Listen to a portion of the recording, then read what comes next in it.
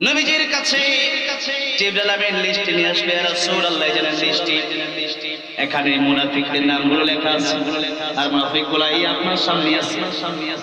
নবী বললেন জিবরাইল এই লিস্টের প্রথমেই তো তার নাম লেখা যায়, আব্দুল্লাহ ইবনে উবাইয়ের নাম দেখা যায়, টুপিও আছে দাড়িও আছে, এরপরে লম্বা পাগড়ি আছে, জুব্বা আছে, সব আছে। জিবরাইল বলেন ইয়া রাসূলুল্লাহ ইয়া হাবিবাল্লাহ, লম্বা টুপি আর দাড়ি থাকলে বড় বড় জুব্বা আর পাগড়ি থাকলে খাঁটি ইমানদার হওয়া যায় না। আসলে তো ভিতরটা ভালো হতে হয়। ইন্না আকরামাকুম ইনদাল্লাহি আতকাকুম, ভিতরটা যদি মুনাফিকি দিয়া ভরা। এই দেশে গত 16টা বছর যারা মুসলমান দাবি করেছে নিজেকে, ক্ষমতার চেয়ার পাওয়ার পরে ভোটে যখন নির্বাচিত হলো অথবা ভোট চুরি করে যখন নির্বাচিত হলো, ক্ষমতায় যখন তারা গেল, তখনই তারা কি করলো? তারা ঠিকই বললো আমরা মুসলমান। কোন জায়গায় তারা মুসলমান? সেই জায়গায় তারা মুসলমান যেখানে মিলাদ আছে, যেখানে মিষ্টি আছে, যেখানে সিন্নি আছে, যেখানে একটু হাত তুলে দেখানো যায় কেবলমাত্র মানুষকে যে আমি দোয়া করতেছি, এতটুকুর ভিতরে তারা সীমাবদ্ধ রইল। আর যখনই উলামায়ে কেরাম আল্লামা সাইদি রাহমাতুল্লাহ আলাইহি, আল্লামা মুল্লা হাফিজাহুল্লাহ, এরপর আমির হামজা সাহেব, সাকাতুল নাজির সাহেব, খালিদ সাইফুল আইবি সাহেব যখন চোরের বিরুদ্ধে কথা বলা শুরু করলো, লুটপাটের বিরুদ্ধে যখন কথা বলা শুরু করলো, যখন ইন্ডিয়ার জালেমদের বিরুদ্ধে কথা বলা শুরু করলো, তখন তাদের কলিজায় আগুন ধরে গেছে। আর যারা চুরি করে এদেরকে তারা রাজকীয় হালতে রেখেছে, আর যারা চোরের বিরুদ্ধে কথা বলেছে এদেরকে তারা ফাঁসি দিয়ে কে তারা বিদায় করে দিয়েছে আলেমদেরকে। সেজন্য তারাই ছিল প্রকৃত মুনাফিক, তারাই ছিল আব্দুল্লাহ ইবনে উবাইয়ের উত্তর শরীফ মুনাফিকরা। তারা কি করে? তারা যখন মিষ্টি খাওয়ার সময় হয়ে যায় তাদেরকে পাওয়া যাবে, যখন বিভিন্ন সময় পারের উপর তাদেরকে পাওয়া যায়, ওই দিন ডাকুর বাজায় গান করে বিভিন্ন পুরুষ করে এদেরকে পাওয়া যাবে। কিন্তু আবার তাদের মধ্যে কিছু বক্তা আছে, এরা স্টেজের ভিতরে উঠে তারা বলে ইসলামের তরবারির সাথে কোনো সম্পর্ক নাই, ইসলামী বুলেটের সাথে কামানের সাথে কোনো সম্পর্ক নাই। কিন্তু আমি তো বলি তরবারি ছাড়া ইসলামের সাথে ইসলাম তো তরবারি ছাড়া না। নবীজি নিজের সদস্য যুদ্ধে অংশগ্রহণ করেছেন তরবারি ছাড়া, তরবারি সহ। বলেন তো আপনি তো তরবারির বিপক্ষে চলে যান, কেন চলে যাবেন আপনি? অবশ্যই আপনার ভিতরে আপত্তি আছে, এই জন্য আপনি সেই কথা বলছেন। ইসলামের সাথে তরবারি কোনো সম্পর্ক থাকবে না কেন? আপনাদেরকে আমি জিজ্ঞাসা করতে চাই, আমাদের দেশের প্রতি, আমাদের দেশের জন্য আমাদের ভালোবাসা আছে না নাই? আছে না? আমাদের এই দেশ এত বড় একটা রাষ্ট্র ইন্ডিয়া, ভারতের সাথে আমাদের কোনো দুশমনি নাই। দুশমনি হচ্ছে এই সমস্ত জালেমেরা আল্লাহর কোরআন নিয়ে ছিনিমিনি করে, ইসলাম নিয়ে ছিনিমিনি করে, তাদের সাথে আমাদের কোনো সম্পর্ক। আমাদের তো ভারতের মাটির সাথে কোনো শত্রুতা নাই। আমি তো ভারতে প্রায় 8 বার গেলাম, সেখানে তো লক্ষ লক্ষ মুসলমান আমার শুনেছে, হিন্দুরা শুনেছে। তাহলে আমি কেন ভারতের সাথে শত্রুতা রাখবো? ভারতের মাটি তো আল্লাহর সৃষ্টি, আমি ভারতের মাটিতে যাওয়ার, দিল্লি তো আমাদের ছিল, আবার আমাদেরই হবে, আর অদূর ভবিষ্যতে খুব দ্রুতই আমাদের হয়ে যাবে। সামনে গজওয়াতুল হিন্দ আসছে, প্রস্তুত হয়ে যান মুসলমান যুদ্ধের জন্য। যারা সেদিন যুদ্ধে যাবে না প্রত্যেকটা মুনাফিক হয়ে পড়বে, সবটি জানে।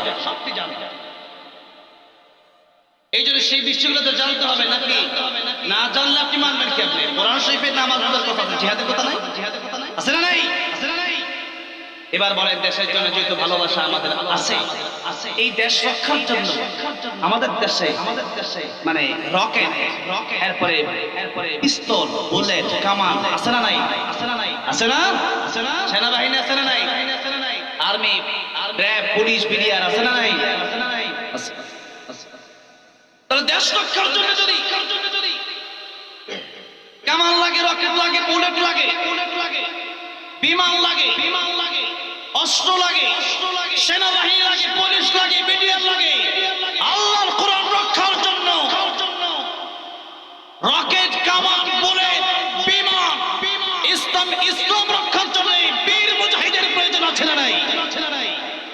সেরকম মুজাহিদের ভূমিকা কারা পালন করবে? হিন্দুরা। কারা কারা কারা? এই জন্য সেদিকে আমাদের লক্ষ্য রাখতে হবে। আমি বলছি না এখন যুদ্ধে বের হবে, কিন্তু সেটা আমাদের জেনে রাখতে হবে। আপনি না জানলে আমল করবেন কিভাবে? না জানলে আমল করবেন। তাই অস্বীকার যারা ইসলামের রাজনীতি নাই, ইসলামের জিহাদ নাই, এই সমস্ত কথাবার্তা যারা বলে টাটকা মুনাফিক। রাজনীতি তোমরা করবা, তোমরা রাজনীতি করে আল্লাহ সাইদিকে পাঠিয়ে ইনজেকশন দিয়ে বীজ দিয়ে শহীদ করবা। আর আমরা রাজনীতি করলে আমরা কোরআন দিয়ে দেশ চালাবো, দেশে চুরি থাকবে না, ডাকাতি থাকবে না। তোমরা রাজনীতি করে চুরি করো, ডাকাতি করো, আমরা রাজনীতি করে আল্লাহর কোরআনকে দেশে বিজয় করতে চাই।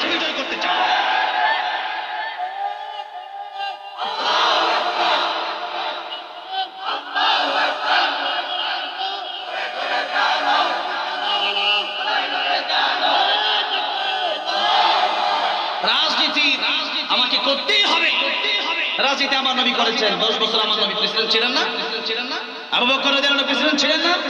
ওমর রাদিয়াল্লাহু আনহু প্রেসিডেন্ট ছিলেন, ওসমান রাদিয়াল্লাহু আনহু প্রেসিডেন্ট ছিলেন, আলী রাদিয়াল্লাহু আনহু প্রেসিডেন্ট ছিলেন। তারা যদি প্রেসিডেন্ট থাকেন, আমার নবী তো আমার সবচেয়ে বড় আদর্শ। আবু বকর আমার আদর্শ, ওমর আমার আদর্শ, ওসমান আমার আদর্শ, আলী আমার আদর্শ রাদিয়াল্লাহু আনহু আজমাইন। তো তারা যদি আমার আদর্শ হয়, তাহলে আমরা কেন প্রেসিডেন্ট হব না? আমরা কেন রাজনীতি করব না? যারা আমাদেরকে রাজনীতি থেকে আমাদেরকে বাধা দিতে চায়, বুঝতে হবে এরা দেশের ভিতরে চুরি করতে চায়, চাঁদাবাজি করতে চায়, সন্ত্রাসী দেশে কায়েম করতে চায়। আমরা সন্ত্রাসের সাথে আমাদের কোনো সম্পর্ক নাই। যারা চাঁদাবাজি করেছে ধ্বংস হয়েছে, এখনো যারা চাঁদাবাজির সাথে সম্পর্ক রাখবে এরাও ধ্বংস হবে। এই জন্য পালায় তো তারা গেছে, এবার কিন্তু পালানোর সুযোগ হবে না। সেরকম ভাবে আপনি যে কোনো দল করতে পারেন, দল করে ইসলাম বিরুদ্ধে করবেন, কোরআন বিরুদ্ধে করবেন, তা আমরা মেনে নেব না। আপনি দল করতে পারেন, আপনি দল করে আপনার দল থাকতেই পারে, যেগুলো দল করে সেখানে আপনি ইসলামের বিরুদ্ধে কথা বলবেন, মনে রাখতে হবে আমার দলের চেয়ে আমার দেশ বড়, আমার দেশের চেয়ে আমার ঈমান বড়। আমার ঈমান রক্ষার জন্য আমি দলকে ছেড়ে দিতে পারি, আমার দেশকে ছেড়ে দিতে পারি, আমার জীবন বিলিয়ে দিতে পারি। আল্লাহর কোরআনের জন্য রাজি আছেন, কারাগারে হাত দেখতে চাই।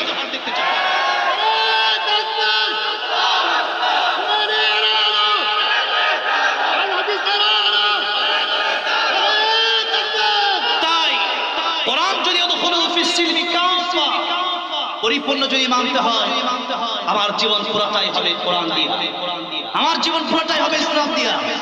আমার জীবন শুধু মসজিদে কাটালে হবে না, আমার জীবন শুধু ঘরে বসে কাটালে হবে না। আমি আপনি ঘরে বসে এদিকে আমার মন মতো আমি জিকির করলাম, আর ওই দিক দিয়ে ইসলামকে গালি দিবে, আপনি চুপ করে বসে থাকবেন। নবীকে গালি দিবে, কোরআন নিয়ে মস্করা করবে, আপনি চুপ করে বসে থাকবেন। এটার নাম ইসলাম, এটার নাম ইসলাম। বলেছিলেন মসজিদের কোণে বসে জিকির যত করই কষে, মসজিদের কোণে বসে জিকির যত করই কষে, এভাবে যায় না পাওয়া আল্লাহকে, এভাবে যায় না পাওয়া আল্লাহকে। কি হবে বেঁচে থেকে অযথা বিদ্যা শিখে, যদি না করতে পারি শোষণবিহীন সমাজটাকে, ঠিক কিনা? কি হবে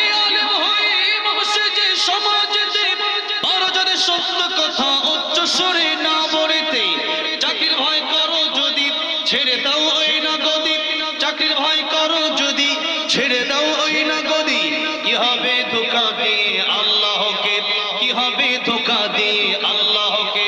কি হবে বেঁচে থেকে অযথা বিদ্যা শিখে, যদি না করতে পারি শোষণবিহীন সমাজটাকে। কি হবে ছাত্র সেজে চমকে সনদ খানা, যদি হয় বিদ্যালয়টা পতিতাদের আড্ডাখানা।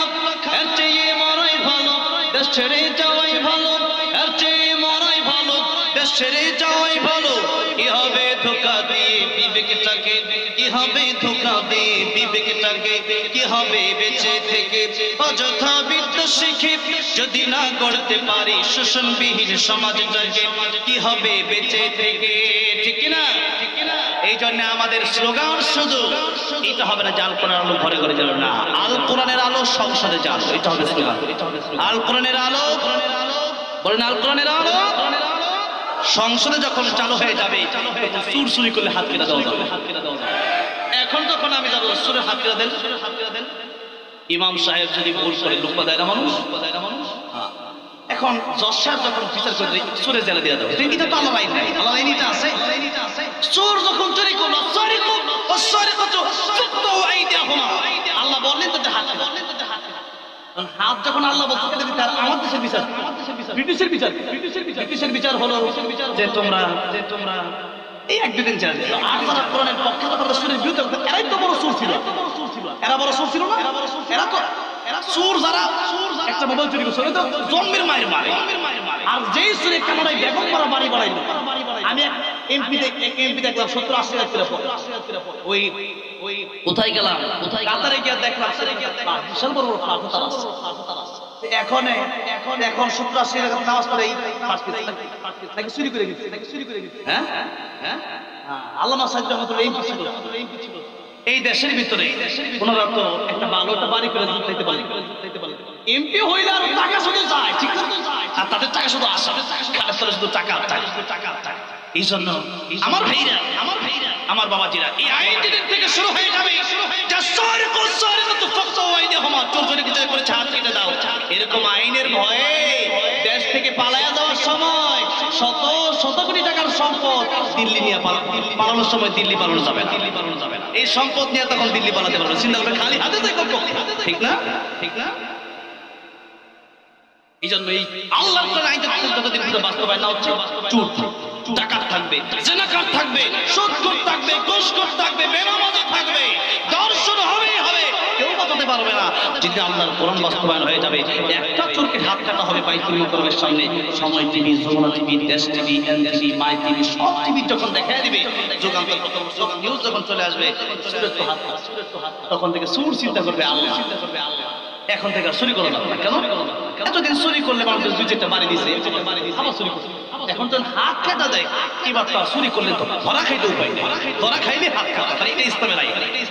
ইসলামের আইনটা কি আমাদের দেশে আছে? এই হাত কাটার আইন যত না পাওয়া যাবে ততদিন পর্যন্ত চুরি বন্ধ হবে, ডাকাতি বন্ধ হবে না। তাই আল্লাহর কোরআন শুনতে একটু শক্ত হলেও এটা মেনে নিলে এটার ভিতরেই শান্তি। তো সবাই চুরি থেকে বেঁচে যাবে, জিনা থেকে বেঁচে যাবে। মাদক বন্ধ করো, মাদক বন্ধ করে তারা খুব বক্তব্য দেয় যে মাদক বন্ধ করে দরকার, আমাদের দেশে গিয়ে বন্ধ করে। তো দেখেন এখানেই সব বক্তব্য যে মাদক বন্ধ করা দরকার, আর আসলে ইন্ডিয়ার বড় দিয়ে তারাই মাদক আনে। হাজার পিসি আবার প্রতিদিন আমার দেশের ভাষাগুলোতে, বিদ্যালয়গুলোতে বিক্রি হয়। এগুলো আনে কারা? এমনি চলে আসে।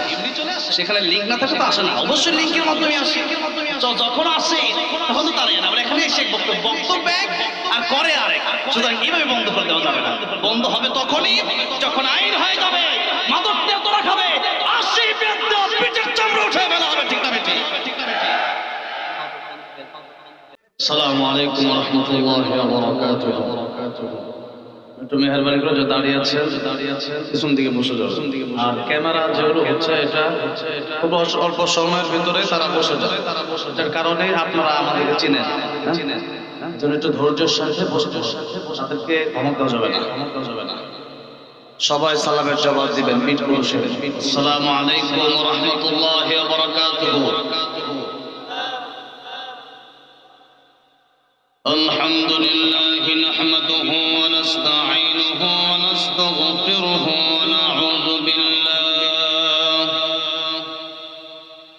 ونعوذ بالله من شرور أنفسنا ومن سيئات أعمالنا.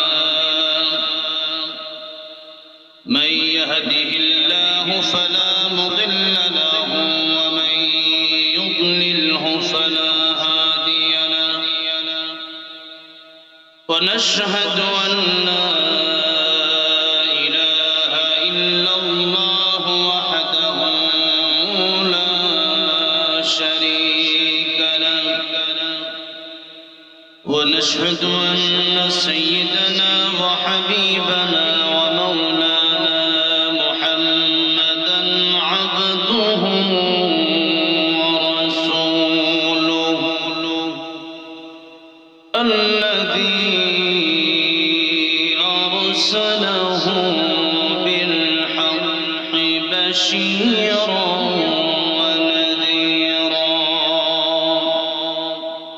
وداعيا إلى الله بإذنه وسراجا منيرا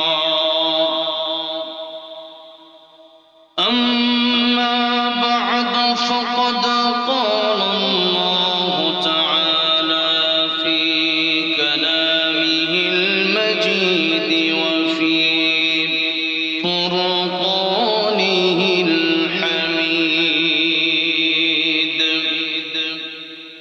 أعوذ بالله من الشيطان الرجيم بسم الله الرحمن الرحيم والعصر إن الإنسان لفي خسر إلا الذين آمنوا وعملوا الصالحات وتواصوا بالحق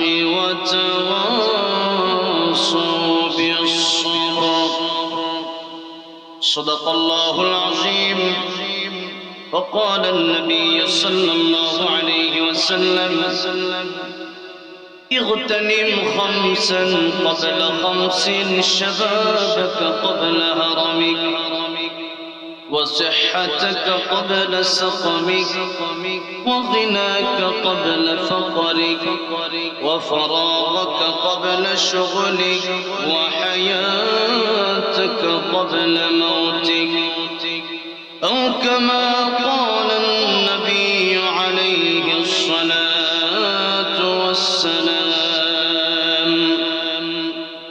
وقال تعالى في شان حبيبه ومحبوبه مخبرا وآمرا إن الله وملائكته يصلون على النبي يا أيها الذين آمنوا صلوا عليه وسلموا تسليما شكرا درشي اللهم صل على محمد وعلى آل محمد كما صليت على إبراهيم وعلى آل إبراهيم إنك حميد مجيد اللهم بارك على محمد وعلى آل محمد كما باركت على إبراهيم وعلى آل إبراهيم إنك حميد مجيد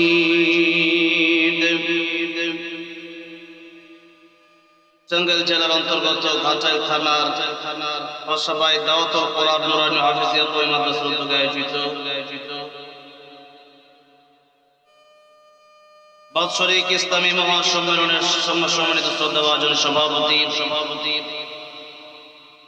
আলহাজ হাফেজ কারি হযরত মাওলানা শামসুদ্দিন সাহেব হাফিজাহুল্লাহ সহসভাপতি হযরত মাওলানা মুহাম্মদ আমজাদ হোসেন সাহেব হাফিজাহুল্লাহ প্রধান অতিথি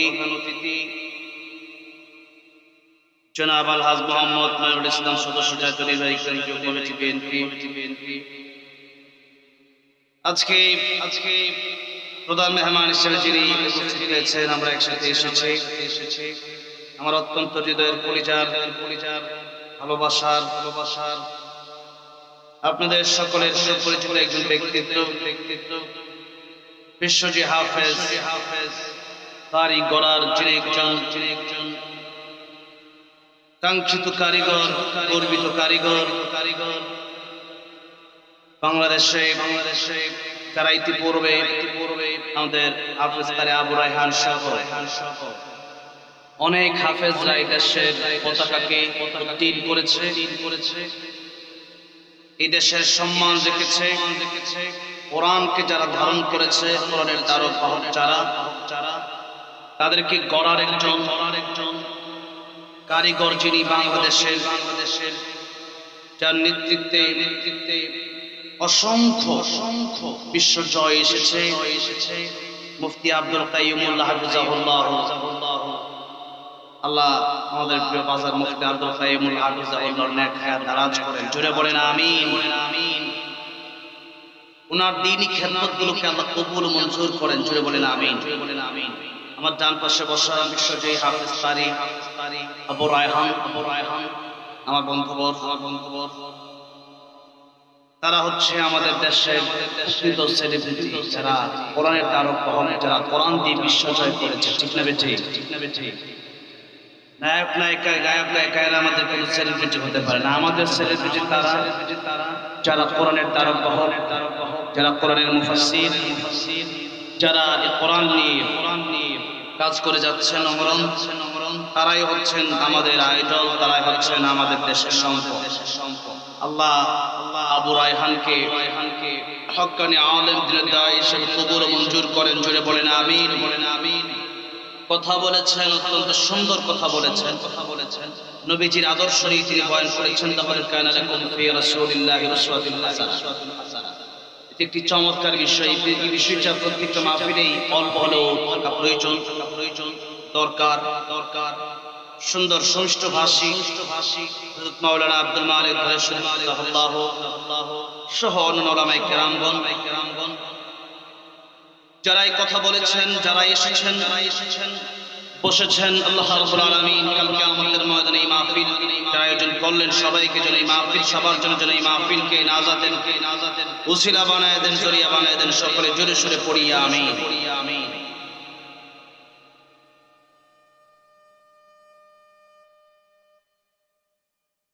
আল্লাহ সুবহানাহু ওয়া রব্বুল ইজ্জত ওয়াল জালালের আলিশান দরবারে হৃদয়ের গভীর থেকে শুকর আদায় করছি যে মহান রব্বুল ইজ্জত ওয়াল জালাল আমাদেরকে অত্যন্ত দয়া করে, মায়া করে, ভালোবেসে কোরআনের জন্য কবুল করেছেন, মঞ্জুর করেছেন। যে আল্লাহ রাব্বুল আলামিন আমাদেরকে বলার ক্ষমতা দিলেন, চলার ক্ষমতা দিলেন। আমাদের চেয়ে বয়সে কম অনেক মানুষ এই পৃথিবী থেকে বিদায় নিয়ে চলে গেল, আমরা এখনো বেঁচে আছি, এটা আল্লাহ পাকের বড় এক নিয়ামত। এই জন্য যে আল্লাহ রাব্বুল আলামিন তৌফিক দিলেন, হায়াত দিলেন, বলার ক্ষমতা, চলার ক্ষমতা দিলেন, আসার ক্ষমতা দিলেন এই মাহফিলে এই পর্যন্ত। রজব মাস চলতেছে, শাবান সমাগত, রমজান মাস সমাগত। গুরুত্বপূর্ণ একটি মাসে আমরা উপনীত, একবার শেষ পর্যায়ে উপস্থিত হতে পেরেছি। আল্লাহ হায়াত দিয়েছেন সেজন্য হৃদয়ের আবেগ অনুভূতি উচ্চার করে আল্লাহর প্রেমে মাতোয়ারা হয়ে প্রাণ খুলে ইমানদারের আওয়াজে, বীর পুরুষের আওয়াজে সকলেই পড়ছি আলহামদুলিল্লাহ। এত মানুষ, কি আওয়াজ! তার মানে বোঝা গেল ইমানের পাওয়ার খুবই কম। হযরত বেলাল রাদিয়াল্লাহু আনহু কালো ছিল না ধলা ছিল? কালো, কিন্তু অন্তরটা ছিল বড় ভালো। ঠিক না? অন্তর ছিল বড় ভালো।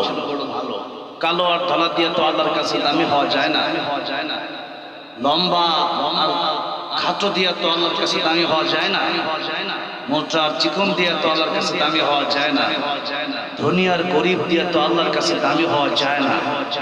মালিক আর চাকর দিয়ে তো আল্লাহর কাছে দামি হওয়া যায় না। আল্লাহর কাছে দামি হতে হলে ইন্না আকরামাকুম ইনদাল্লাহি আতকাকুম, আল্লাহর ভয় যাদের অন্তরে আছে তাদের দামি আল্লাহর কাছে বেশি। রাসূলুল্লাহ সাল্লাল্লাহু আলাইহি সাল্লাম জান্নাতের ভিতরে গেলেন, হাঁটতেছেন, দেখলেন না নবীর আগে যেন আবার কি হাঁটে? বলেন জিবরাইল আমার আগে কি হাঁটে? জিবরাইল বলেন ইয়া রাসূলুল্লাহ হাঁটছে হযরতে কালো বেলাল দুনিয়াতে, তার হাঁটার আওয়াজ আল্লাহর তৈরি জান্নাতে চলে আসছে। আল্লাহু আকবার। এই ছিল বেলালের দাম। গোলাম কালো বেলাল রাদিয়াল্লাহু আনহু যখন ইসলাম গ্রহণ করলো তিনি তখন উমাইয়া তাকে এমন মার মারলো ইসলামে যদি এত কষ্ট করলেন জিহ্বায় ব্যারাক ঢোকানো হলো গরম মরুভূমিতে গরম কয়লায় শোয়া রাখা এই অবস্থায় বেলাল রাদিয়াল্লাহু আনহুকে একদিকে আগুন রৌদ্রের তাপ অন্যদিকে পেঁচাতে থাকে আর যতই মারা হয় যতই পেঁচানো হয় বেলাল রাদিয়াল্লাহু আনহু শুধু বলছিলেন আল্লাহু আহাদ আল্লাহু আহাদ আল্লাহু আহাদ। আবু বকর সিদ্দিক রাদিয়াল্লাহু আনহু তিনি যাচ্ছেন রাস্তা দিয়ে বলেন বেলাল আল্লাহ তো আসতে বললো শুনে আল্লাহ জোরে বললো শুনে তুমি এত জোরে না বলে তুমি বরং আস্তেই বলো কারণ তুমি যত জোরে আল্লাহ নাম বলবা তত তোমারে মারবে সেজন্য বেলাল রাদিয়াল্লাহু আনহু আবু বকর সিদ্দিক রাদিয়াল্লাহু আনহু কথা রাখতে গিয়ে বলেন আগামী কাল থেকে আমি আসতে বলার চেষ্টা করব ইনশাআল্লাহ।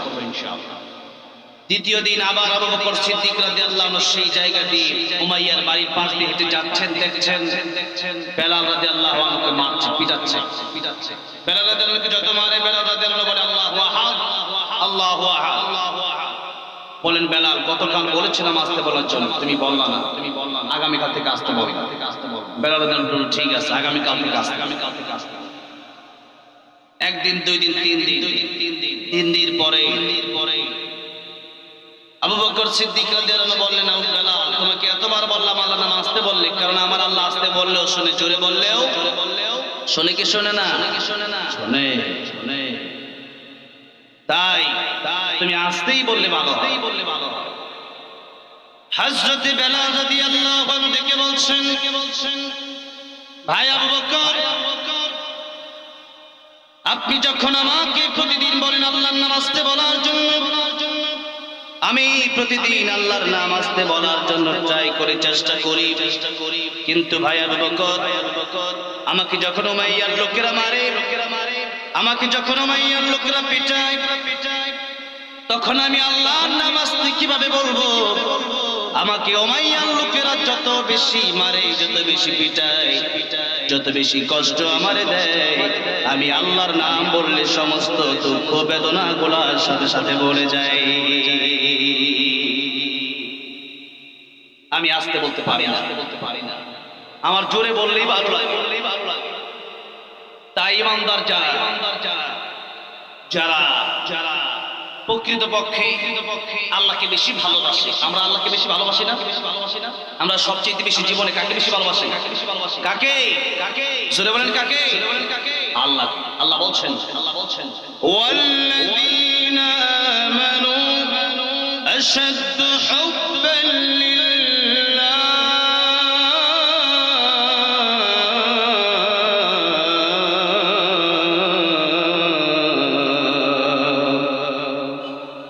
ইমানদার যারা এরা সবচেয়ে বেশি কাকে ভালোবাসে কাকে তাই ইমানদার আল্লাহর নাম যখন বলে তখন তাদের হৃদয়ের আবেগ অনুভূতি উজাড় করে দিয়ে তারা আল্লাহর নাম বলে তাদের আল্লাহর নাম বলতে তাদের কৃপণতা থাকে না আমরা তো আল্লাহর নাম বলতে কৃপণতা করি আর বেশি আমরা গীবত করতে খুব পছন্দ করি জবান দিলেন কে জবান দিল কে চলার ক্ষমতা দিল কে বলার ক্ষমতা দিল কে শরীরে এই শক্তি যে কথা বলছেন এই শক্তি কাজ করছেন এই শক্তি দিল কে আল্লাহ সুতরাং যে আল্লাহ শক্তি দিলেন যে আল্লাহ চলার বলার ক্ষমতা দিলেন যে আল্লাহ দেয়া জবান দিয়ে আল্লাহ নাম মাঝে মধ্যে উচ্চারণ করতে একটু কষ্ট হয় তাই তো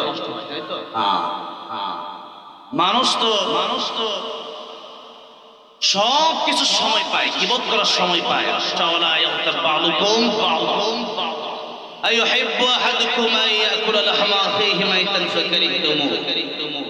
মানুষ গীবত করার সময় পায় কিন্তু মানুষ আল্লাহ নাম নেওয়ার সময় পায় আল্লাহ বলছেন আইয়ুহিব্বু আহাদুকুম তোমরা কি এমন যাকে পছন্দ করে যে ইয়াকুল লাহমা আখিহি মাইতা তোমাদের মৃত ভাইয়ের কাঁচা গোশত তোমরা চাবায় খাবা আল্লাহ বলছেন ফাকারিহতুম, আমি আল্লাহ জানি তোমরা এটা অপছন্দ করো। সুতরাং আমি আল্লাহ গীবত হারাম করলাম। গীবত যারা করে এদের দুইটা ক্ষতি। কয়টা ক্ষতি? এই গীবত আমাদের বাংলাদেশে যত বেশি, পৃথিবীতে অন্য কোন দেশে এত গীবত আছে কিনা আমি জানি না। বাংলাদেশের একটা নিয়ম হচ্ছে যে নিজের চিন্তা করে না, আরেকজন কি করলো এটা চিন্তা বেশি করে। ঠিক না? নবী বলেছেন কাইয়িসু মান দানা নাফসুহু ওয়া আমিলা লিমা বা'দাল মাউত। নিজের চিন্তা করো। পরকালের আমল গুছাও। তোমার কবরে আমি যাব না, আমার কবরে তুমি যাও। ঠিক না? সুতরাং নিজের চিন্তা বেশি করে। নিজের গুনার অভাব নাই, আরেকজনে কি করলো। ওই বেটা কয়টা বিয়ে করছে, ওই বেটার পোলাটাকে নিয়ে কালো, ওই বেটা গরিব, ওই বেটা জুতা ছিঁড়া, ওই বেটার ওই লোকটার বাটপা সুবিধার নাই। এই সমস্ত গীবত করতে আমাদের জিন্দেগিটা পার হয়ে যাচ্ছে। সুতরাং এই গীবত থেকে আমাদের ফিরে আসতে হবে। গীবত মিথ্যা, অশ্লীল গালিগালাজ, এই সমস্ত কারণে আমাদের জবান থেকে আল্লাহ নাম উচ্চারণ হতে চায়, জবান দিয়ে আল্লাহ নাম বের হতে চায়। তো নবী বলেছেন সুবহানাল্লাহ পড়বা, আলহামদুলিল্লাহ পড়বা। আকাশ জমিনে যত ফাঁকা জায়গা আছে আল্লাহ তত জায়গা তোমাকে একটি ফাঁকা জায়গা ভরে তোমাকে সব দিয়ে পরিপূর্ণ করে দিবেন। সুবহানাল্লাহ। মুসা কালিমুল্লাহ, আল্লাহ রাব্বুল আলামিনকে একদিন বললেন, হে আল্লাহ রাব্বুল আলামিন, পৃথিবীর মানুষ কত জিকির করে, আমি তোমার কাছে একটা জিকির চাই, যে জিকির পৃথিবীর কোনো মানুষ করে না, আমি একা করব। আল্লাহ বলেন মুসা তুমি বেশি বেশি পড়বা লা ইলাহা ইল্লাল্লাহ। আল্লাহ বলেন লা ইলাহা ইল্লাল্লাহ মুহাম্মাদুর রাসূলুল্লাহ। মুসা কালিমুল্লাহ আল্লাহ রাব্বুল আলামিনকে জিজ্ঞেস করলেন, হে আল্লাহ রাব্বুল আলামিন, লা ইলাহা ইল্লাল্লাহর জিকির তো সারা দুনিয়ার মানুষই করে। আল্লাহ রাব্বুল আলামিন বলেন মুসা লা ইলাহা ইল্লাল্লাহর জিকির तमाम পৃথিবীর মানুষ করতে পারে। দুনিয়াতে যা কিছু আছে সবচাইতে দামি আমি আল্লাহর কাছে লা ইলাহা ইল্লাল্লাহর জিকির। এই সমস্ত জিকির করবে। সূরা ইখলাস পড়লে কয় খতম কোরআন শরীফের সওয়াব? 3 খতম করে। এই যে ওয়াজ, এগুলা কি জন্য শোনার পরে বলে শুনেন। ওয়াজ এটা মানে একটা ট্র্যাডিশন হয়ে গেছে। ওয়াজ তো শুনে কেউ আমল করে, 2-4 জন কেউ আমল করার চেষ্টা। আমি এগুলো আগে আপনার নিজে আমল করে আপনাদেরকে বলার চেষ্টা। ইয়া আইয়ুহাল্লাযীনা আমানু তাকুল্লাহা মা লা তাফআলুন। নিজে যা করো তা বলো না, আমি আগে আমল করে আপনাদেরকে বলবো। আপনারা আমল করেন, করবেন না। সারা দিন ভর রাত বাসে, ঘরে, বাড়িতে, দোকানপাটে, চারে আটটায় গীবত না করে এগুলা করে। কিয়ামতের ময়দানে মানুষ জান্নাতে যাওয়ার পরে কোনো আফসোস থাকবে? আপনারা বলছেন না, আমি বলছি মানুষ জান্নাতে যাওয়ার পরে একটা আফসোস থাকবে। কিছু সময় বা গাড়িতে ছিলাম, বাড়িতে ছিলাম, হুজুরে বসে আড্ডা দিয়েছিলাম, খেলাধুলা করছিলাম, ওই সময়টা যদি সুবহানাল্লাহ, আলহামদুলিল্লাহ, লা ইলাহা ইল্লাল্লাহ, আল্লাহু আকবার জিকির করে যদি কাটাতাম, সূরা ইখলাস 3 বার পড়লে একটা কোরআন শরীফের সওয়াব, যদি এই জিকিরগুলো করে কাটাতে পারতাম, জান্নাতের মাকাম আর উঁচা হয়ে যেত। এই জন্য দুনিয়ার সময় হেলা একটা নষ্ট করা যায় না। আমার ভাইরা, আমার বাবাজিরা, তাই সময়ের গুরুত্ব সম্পর্কে একটা সূরা আমি তেলাওয়াত করলাম, যে সূরার নাম হচ্ছে সময়। সূরার নাম কি? সময়। সূরাতুল আসর। কোন সূরা? না কেন আসলে মজা পেতেছি কি? হ্যাঁ কথা কয় না মানে জিম মেরে বসে দিছি। আমি তো সেই কালকে কুমিল্লা প্রোগ্রাম ছিল, ফজরের সময় আসছি, ফজরের সময় 8:30টায় ঘুমাইছি, 9টা 10টা 11টা 2.5 ঘন্টা ঘুমায়া আবার সেই নারায়ণগঞ্জ থেকে সেই 12টায় 12:30টায় রওনা দিয়ে এই পর্যন্ত আসে। আপনারা তো সারাদিন রাত তো ঘুমাইছেন নাকি? দুপুরে খাইছেন না? আওয়াজ দেন।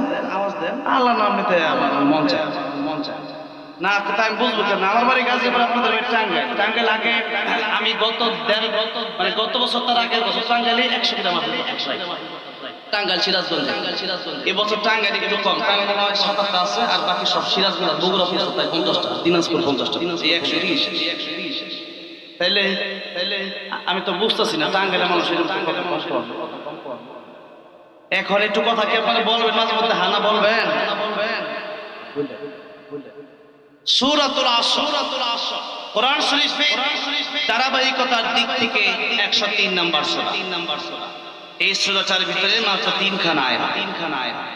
এই 3খানা আয়াত এত গুরুত্বপূর্ণ।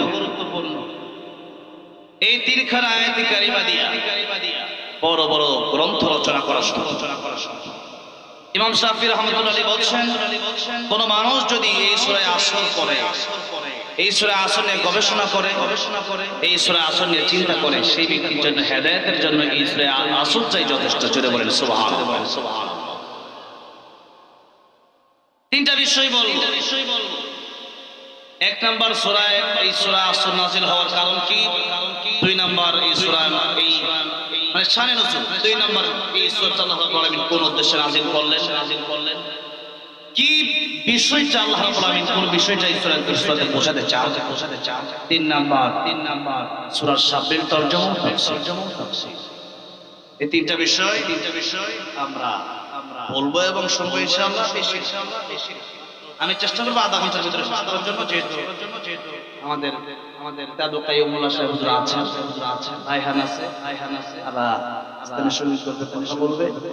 আমরা সাধারণত আমরা এই বছর অনেকগুলো মাহফিল একসাথে করছি, আর আমাদের চলাফেরাটাই একসাথে। আসছিও আজকে, আবার একসাথে যাব, একসাথে আমরা স্টেজে উঠছি।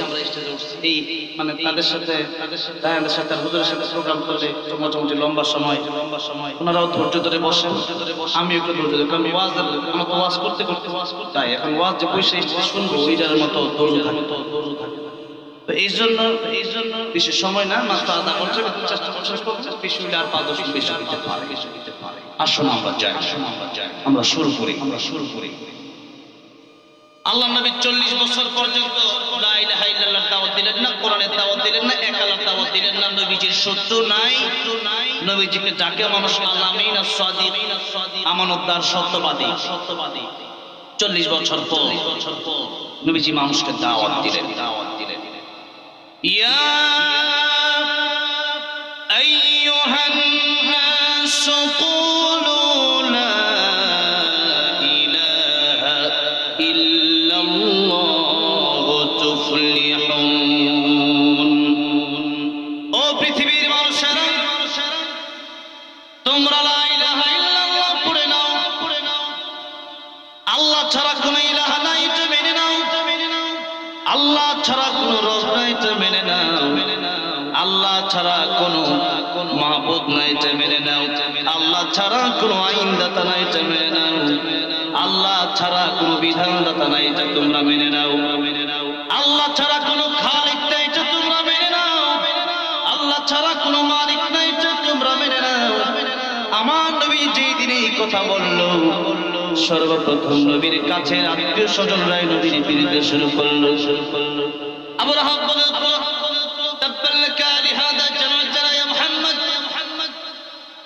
ও ভাতিজা মুহাম্মদ, এই জন্য কি তুমি আমাদেরকে এখানে ডেকেছো? তুমি ধ্বংস হয়ে যাও।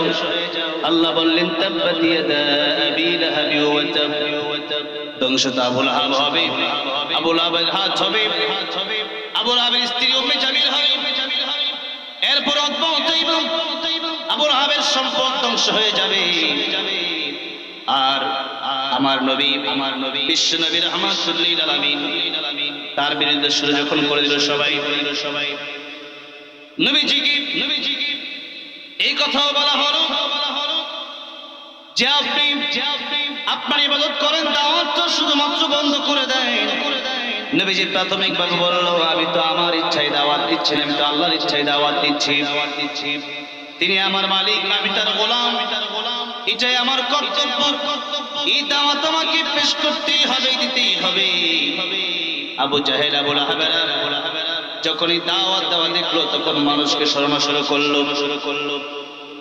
যারা আমার নবীর কাছে যেতে চাই, সেই রাস্তায় বাধা হয়ে দাঁড়ায় যায় আবু জাহেল, আবু লাহাব, উতবা, শাইবা, ওয়ালিদ ইবনে মুগীরা, নজর ইবনে হারিস। তারা বলল, নবীজি মুহাম্মদ সাল্লাল্লাহু আলাইহি সাল্লাম পাগল হয়ে গেছে, সেখানে যাওয়া যাবে না। মুহাম্মদ সাল্লাল্লাহু আলাইহি সাল্লাম মন্ত্র পড়ে, সেখানে গেলে সেই মন্ত্র শুনে তোমরাও পাগল হয়ে যাবা।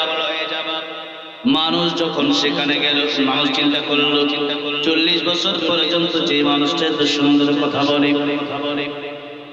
40 বছরের জীবনে কোনোদিন একটা মিথ্যা কথাও তিনি বলেন নাই, যার চরিত্রের সার্টিফিকেট আল্লাহ রাব্বুল আলামিন নিজেই দিয়ে বলছেন ওয়া ইন্নাকা লাআলা খুলুকিন আযীম। মহান চরিত্র আমি আল্লাহ সেই নবীর চরিত্রের কথা আমার আগে যিনি আলোচনা করেছেন আব্দুল মালিক সাহেব তিনি বলে গিয়েছেন নবীজির চরিত্র এমন সুন্দর ছিল, কাফের বেঈমানেরা নবীকে আঘাত করেছে, আর নবীজি তার পাল্টা জবাব দিয়ে গিয়ে আঘাত করবেন তো দূরের কথা, ওই কাফিরদের কি বলেছেন, আমার কারণে কি আপনার আমার প্রতি আর কোনো কষ্ট আছে নাকি, তাকে মাফ করে দিয়ে জুড়ে বলা যাবে না সুবহানাল্লাহ। কাফির বেঈমানেরা এত সুন্দর আচরণ দেখে কালিমা পড়ে মুসলমান হয়ে গেছে। সেই নবীর বিরুদ্ধে যখন আবু জাহেল বলা শুরু করলো নবী পাগল হয়ে গেছে, নবী মন্ত্র পড়ে, নবী জাদুকর, লোকেরা চিন্তা করলো একটা ভালো মানুষ এখন কিভাবে পাগল হয়ে যায়, সবাই গেল পাগল দেখতে, কিন্তু তাকা দেখি এমন সুন্দর যার চেহারার আলোতে কাবা শরীফের দেয়াল পর্যন্ত আলোকিত হয়ে যায়। সুবহানাল্লাহ। আর আবু জাহেল বলেছিল মন্ত্র পড়ে, মন্ত্রের মধ্যে কোনো মিল নাই। আর আমার নবী কোরআন তেলাওয়াত করে, যে কোরআন তেলাওয়াতে দেখবেন প্রত্যেকটা সূরায় সূরায় আয়াতে আয়াতে ছন্দে ছন্দে মিল আছে না নাই।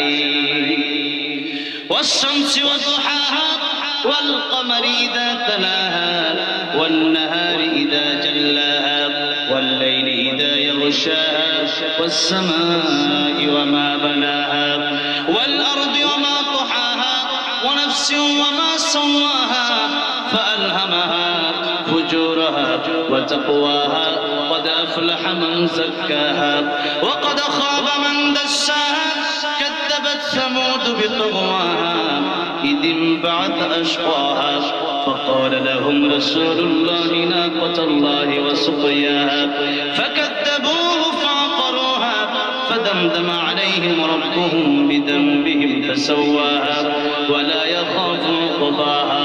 এই যেতগুলো আয়াত পড়লাম, পুরো সূরা পড়লাম, আয়াতের শেষে প্রত্যেকটা আয়াতের শেষে কবিতার মতো মিল আছে না নাই?